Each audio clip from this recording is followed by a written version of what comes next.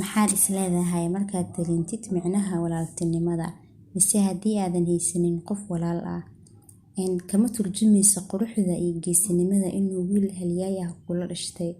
Ogow markastood ciil dareentidna qofka ciilka kaa baabi'iyo waa Allah, murugtana qofka farxad u bedelana waa Ilaahay.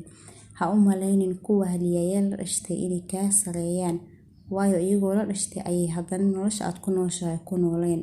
Kamana turjumayso quruxdaada inuu geesi halyeey ah kula dhashtay. Laakiin waxaan ogahay micnaha walaaltinimada inay tahay dareen aad u weyn, qalbigeenana ay ku weyn tahay. Walaalku waa garab markuu yahay geesi garasho leh. Walaalku waa guul markuu garaad leeyahay. Walaalku waa kalgacayl markuu kuu muujiyo micnaha walaalnimada. Walaalku waa gobonimo markuu kuu muujiyo naxariis iyo dhiiranaan.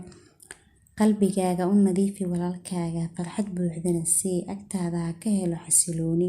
Walaalkaas midkaan ula jeeda miya midkay hooyada iyo aabahay dhaleen? Maya, waa mid qof kastoo islaam ah. Walaaltinimada waxaa laga helaa islaamka, naxariistana wayna dhex taalaa.